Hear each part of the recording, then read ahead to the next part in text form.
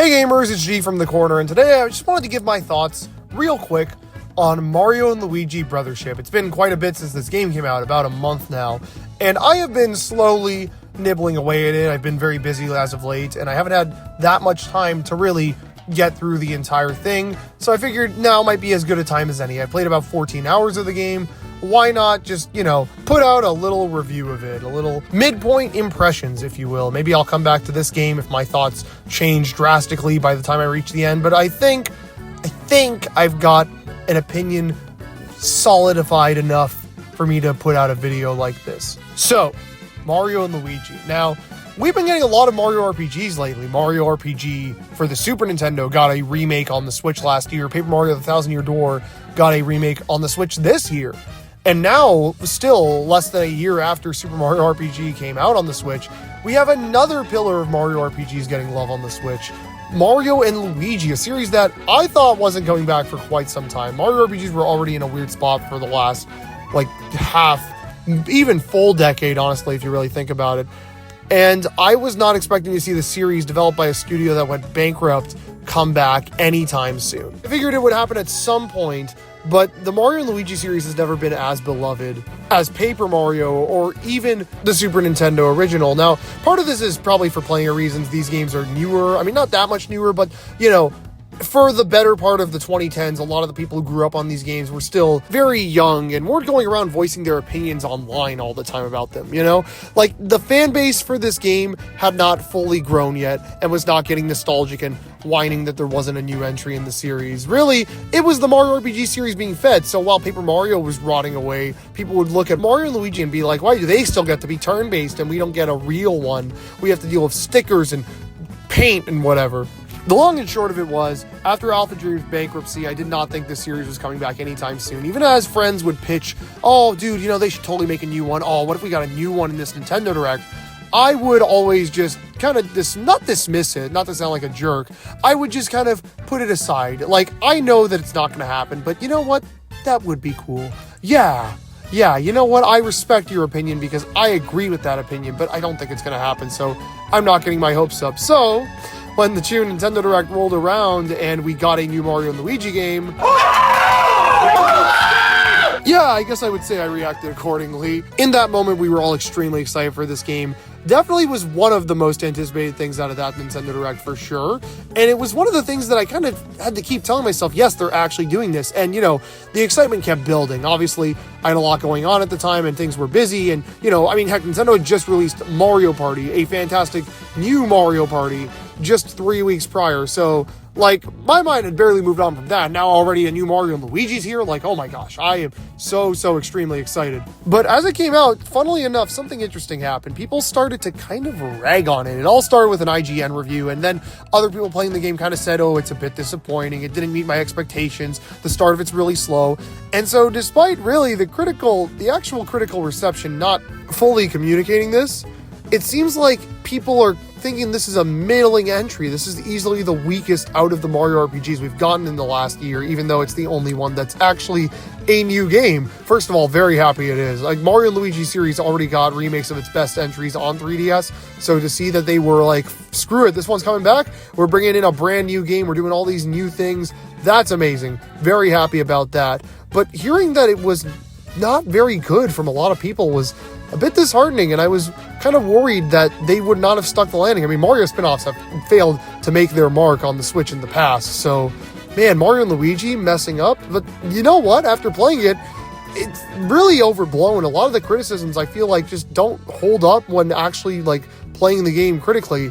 In my mind, I feel like there are a decent amount of people who just don't like this series much at all and never really liked it. So playing this new one is just kind of oh, whatever, another Mario and Luigi, Whether they liked it for legitimate reasons or not is another story, but it's not doing anything to sway over people who didn't already like the older games in the series, which is fine. Nobody who actually wanted this game to exist was asking for it to get people who didn't already like it into it. I mean, a lot of the people who played these RPGs probably played them as their first RPGs. I am no exception to that. Bowser's Inside Story was definitely the first RPG I ever played, and I love that game to bits. It is still my favorite Mario RPG by a landslide. Superstar Saga is also phenomenal, and based on everything I've played, I think Brothership fits nicely as the third best game in the series. And that is for a number of reasons. Now, just, standard Mario and Luigi things. It's a turn-based RPG. Combat is controlled by both the A and B buttons, and there's a bit of action going on because, well, there's a lot of button timing,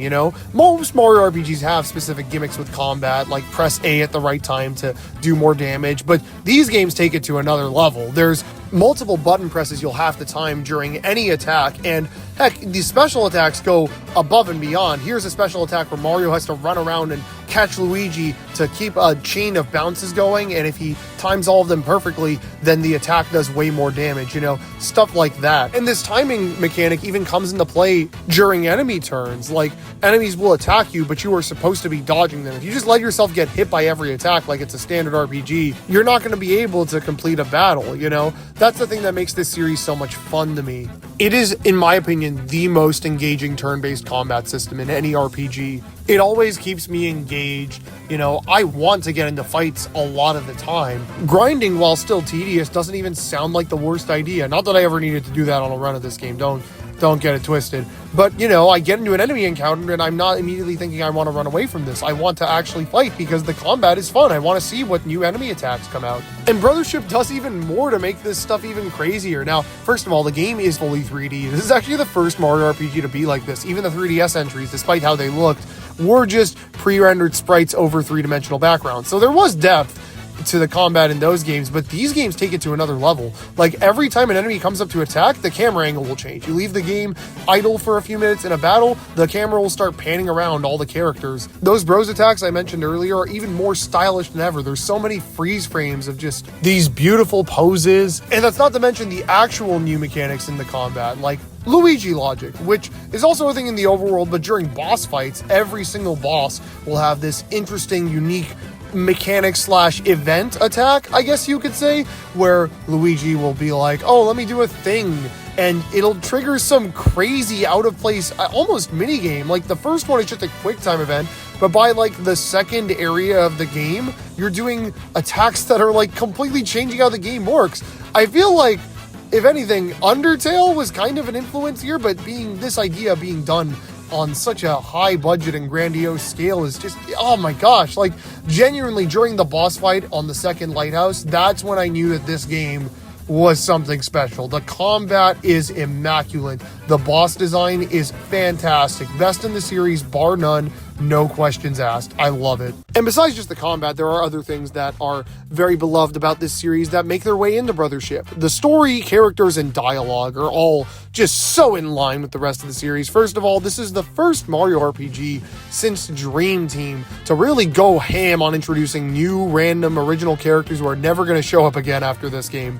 Heck, the entire game takes place in a completely new region, Concordia, which is an easy excuse for every NPC in the game to be a brand new character. It makes Mario and the usual gang feel invasive by comparison. It's really great. Honestly, it feels like we've never left the Superstar sagas of old, Like, these games are just introducing brand new characters like it's nothing again, and they look very wacky and out of place and weird and like they should never be in Mario Kart, and I love that. The story is split up across these 5 seas. It's all about bringing people together because the plot's like a bunch of islands in this land got split up and we have to try and chain them all back together. There's overarching plot lines with certain characters during every single chapter. Like, the second chapter has this group of Power Rangers wannabes. They're a bunch of kids.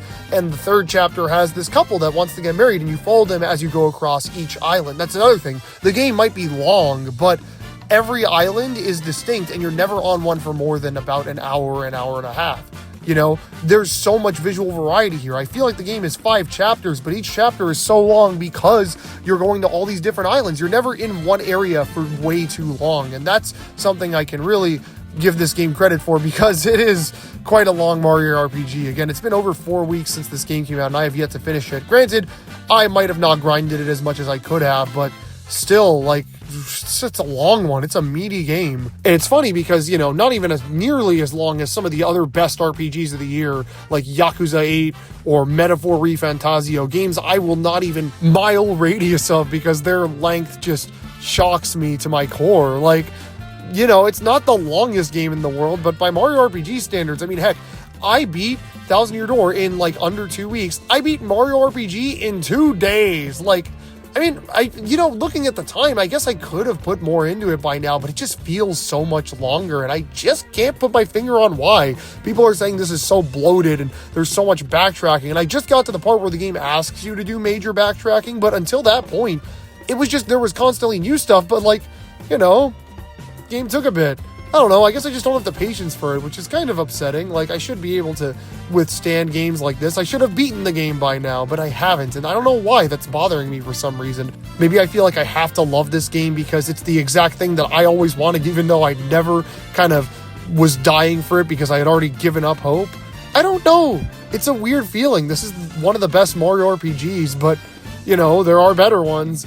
Are the ones that came out on Switch earlier and later last year more worth your time? I honestly don't know. Again, the characters are great, the story's great, dialogue is fantastic for the record, just in par. If you played any of the other games in the series, you will immediately feel at home. There is just so much goofy silliness. There's all these reoccurring character tropes that are introduced between all of the villains and protagonists you run into, and they're just so lovable. These characters are going to be stuck in my head forever after this game comes out, just like Fawful, Midbus, Brock Monsieur, Prince Peasley, all the classic characters of old from the Mario and Luigi series. I've already mentioned the 3D art style, but again, it looks gorgeous. I like it more than the 2D art, honestly. I might honestly say that it is a straight upgrade, okay? There is so much done here. It's not like they just put Mario in a 3D RPG. Everything's cell shaded. There's so much great camera work. It feels like the cutscenes are just so much more alive than ever. It feels, it adds the feeling of this is just another Mario and Luigi. It feels just like they always do, but everything feels so fresh and brand new. It's weird. I feel like I've done this before, but I haven't, because it's there's a fully orchestrated score too. Yoko Shinomura unfortunately did not come back for the soundtrack, but instead we have Hideki Sakamoto, who has done plenty in the past. He's worked on a lot of the Yakuza soundtracks. He's done many arrangements in the Smash series. In fact, he actually composed the main theme to Smash Ultimate. This is his first game since Ultimate, actually, as far as I'm aware, and he absolutely crushed it. For the record, after the first trailer came out, I was like, oh my gosh, Shinomura's work sounds so good, simply because I kind of heard the music and I was like, this sounds amazing, this is definitely Shinomura. But no, the battle themes are fantastic. They feel different to the other battle themes in the series, but they get the job done and then some. The half boss and actual boss themes are just unfathomably good. I love them so much. Every single song in the game just hits, is catchy, it does exactly what it needs to do in the moment. It's just the best kind of video game music, honestly. So yeah, really, I'm at a crossroads. I want to say this is a perfect game, but I also want to say this isn't the greatest game. In my mind, the music, the combat, the visuals, and the story are excellent. They're perfect for this series. So that sounds like a winning formula. Those are four of the most important things in a game like this. And yet, I don't know, I guess it's just the length of it. It might just be me. Something feels off. I'm not feeling the feelings I would get playing Bowser's Inside Story or another game in the series. And, people could say, oh, well, dude, you're just nostalgia blind. You were expecting the greatest thing ever, but it's not giving you the same feelings you felt as a child. But man, that's not how video games work. Just because you get older doesn't mean video games can't make you feel the same way. It doesn't mean the same kind of video games can't make you feel the same way.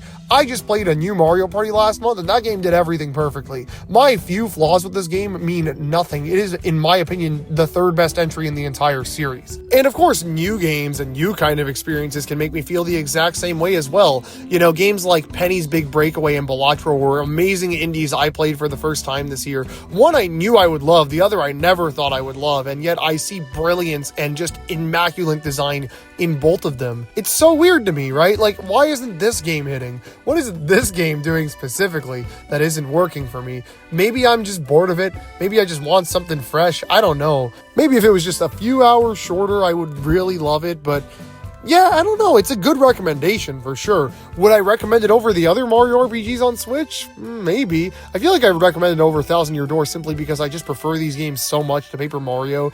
There's some things that game does better. I understand if somebody would want to play that game over this game. I feel like there's two different vibes for a Mario RPG, and you could either get that with this game or with Thousand Year Door, but in my humble opinion, I think the original Mario RPG, specifically the remake of it, is a fantastic recommendation for those looking to play a Mario RPG who doesn't exactly know what they should get into. It's a super short game. It's got a lot going on. You know, it's weird that I'm going back around to recommend that game a year later after we got 2 more of these, but that's where I stand right now. You know, this game is great, and I'm sure people who want a Meteor experience are going to love it, and I love it too. The combat, again, is amazing, but like, everything just feels so long. You know, I talk about those bosses. It took hours to find a single one, right? Like, those are the highlights of the game. I just wish they happened more often. Maybe if we cut out like 10 hours of gameplay and replaced it with like 3 more bosses, I don't know. There had to have been something here to get me to love this game, but hey, it's not the end of the world. Still think it's a fantastic experience, just not the greatest Mario RPG ever. That's going to do it for this pretty sizable impressions video. Keep yourselves cornered for more like this and other things in the gaming sphere as well. Until next time, see you guys later.